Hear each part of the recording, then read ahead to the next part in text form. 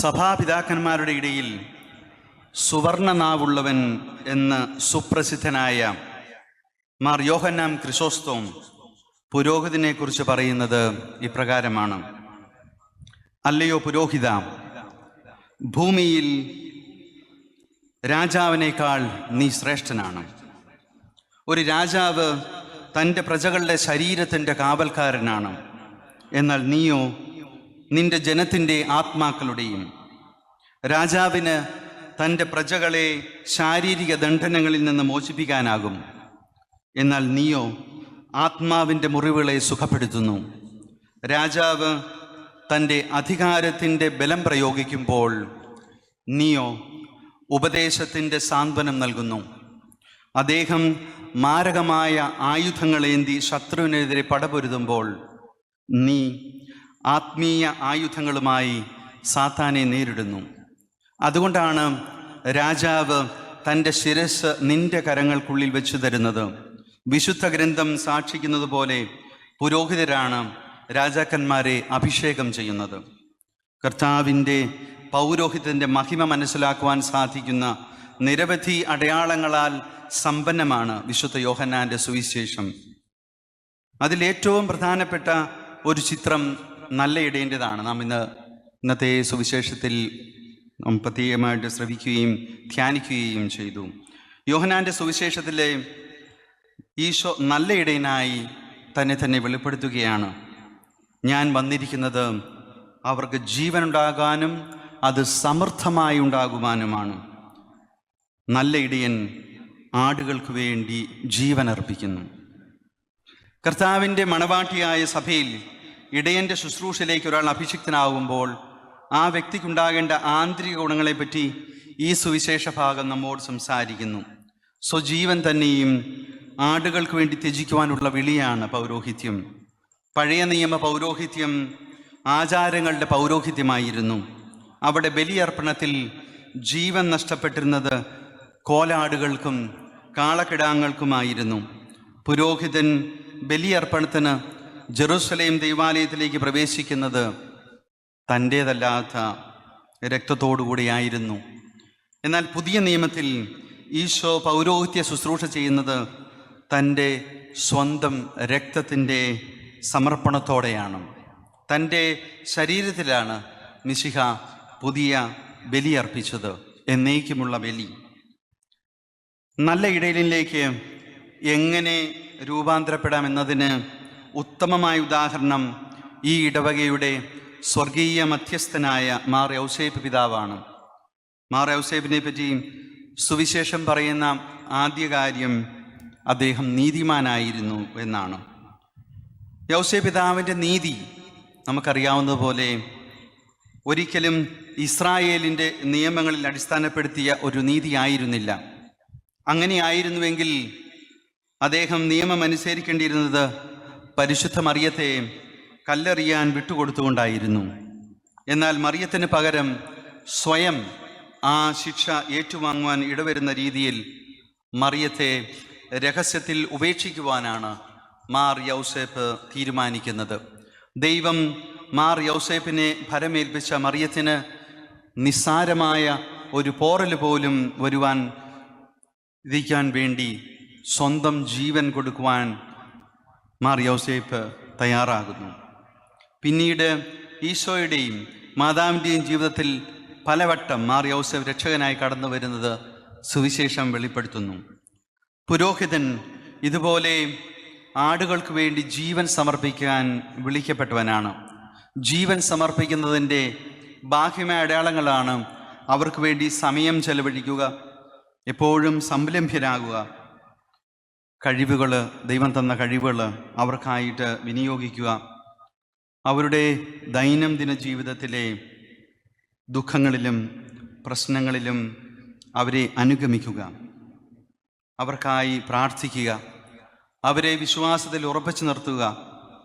സഭാപിതാവായ തെർത്തുലിൻ ഈ സുവിശേഷ ഭാഗത്തെ വ്യാഖ്യാനിക്കുമ്പോൾ ഇടയൻ ഈശോയാണെന്നും ആട് ഓരോ വിശ്വാസിയും ആട്ടിൻകൂട്ടം തിരുസഭയാണെന്നും പറയുന്നുണ്ട്. ഓരോ ആടിനെയും ആട്ടിൻകൂട്ടത്തെ ചേർത്ത് നിർത്തേണ്ടതും വഴിതെറ്റാതെ കൊണ്ടു നടക്കേണ്ടതും വഴിതെറ്റിയാൽ വീണ്ടും ആ ആട്ടിൻകൂട്ടത്തിലേക്ക് തിരികെ കൊണ്ടുവരേണ്ടതും നല്ല ഇടയൻ്റെ ദൗത്യമാണ്. നിങ്ങളിൽ ആരാണ് തനിക്ക് 100 ആടുകൾ ഉണ്ടായിരിക്കുകയും അവയിൽ ഒന്ന് നഷ്ടപ്പെട്ടാൽ 99 മരുഭൂമിയിൽ വിട്ടിട്ട് നഷ്ടപ്പെട്ടതിനെ കണ്ടുകിട്ടുവോളം തേടിപ്പോകാത്തത്?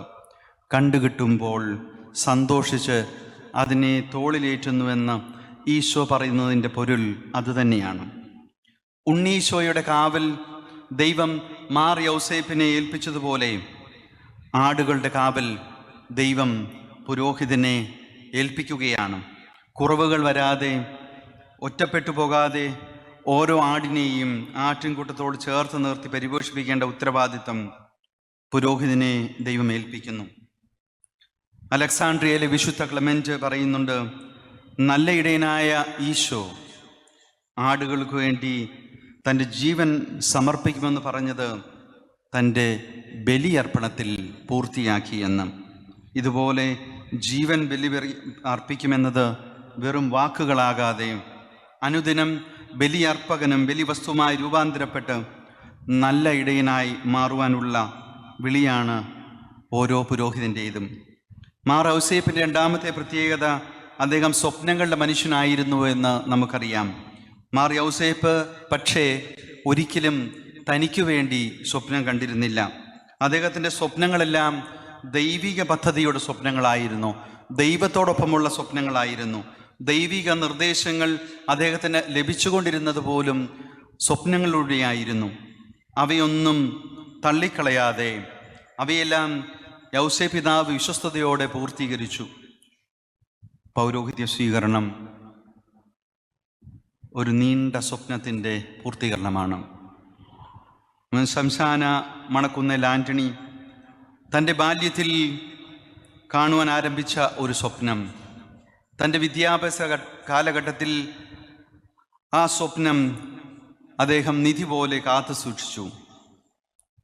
നീണ്ട വർഷങ്ങളുടെ ആ പരിശീലനത്തിന് ശേഷം ഈ അൾത്താരയുടെ മുമ്പിൽ ഒരു സ്വപ്നം സാക്ഷാത്കരിക്കപ്പെടുകയാണ്. അദ്ദേഹത്തിൻ്റെ മാതാപിതാക്കളും കുടുംബാംഗങ്ങളും തങ്ങളുടെ ഈ പ്രിയപ്പെട്ട മകൻ്റെ സ്വപ്നത്തിന് സമ്മതം മൂളുകയും പ്രോത്സാഹനം നൽകുകയും ചെയ്തു. നിങ്ങളുടെ വലിയ ത്യാഗത്തിന് സഭയുടെ പേരിൽ നിങ്ങളെ അനുമോദിക്കുകയും അഭിനന്ദിക്കുകയും ചെയ്യുന്നു. ഇത്തരത്തിലുള്ള നല്ല സ്വപ്നങ്ങൾ കാണുവാൻ നിങ്ങളുടെ മക്കളെ പ്രോത്സാഹിപ്പിക്കണമെന്ന് എല്ലാ മാതാപിതാക്കളെയും സ്നേഹത്തോടെ ഞാൻ ഓർപ്പിക്കുന്നു.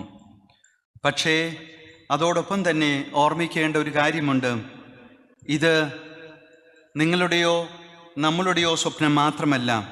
ഇത്തരത്തിലൊരു മകൻ വേണമെന്ന് നമ്മളൊക്കെ സ്വപ്നം കാണുന്നതിന് മുമ്പേ അൾത്താരയിൽ കാപ്പയിട്ട് വിശുദ്ധ ബലിയർപ്പിക്കുന്നതിൻ്റെ ഈ സ്വപ്നം ദൈവത്തിൻ്റെ സ്വപ്നമായിരുന്നു.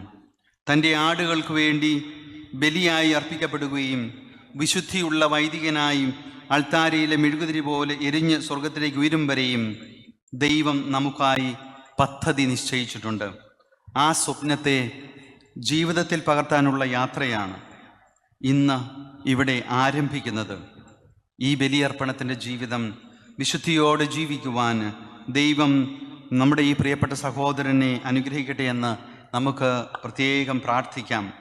സ്വന്തം ബോധ്യങ്ങളിൽ ആഴപ്പെടുവാനുള്ള വിളിയും ജീവിതവും അല്ല പൗരോഹിത്യത്തിൻ്റേതെന്ന് യൗസേപ്പ് പിതാവിൻ്റെ ജീവിതം നമ്മെ അനുസ്മരിപ്പിക്കുന്നു.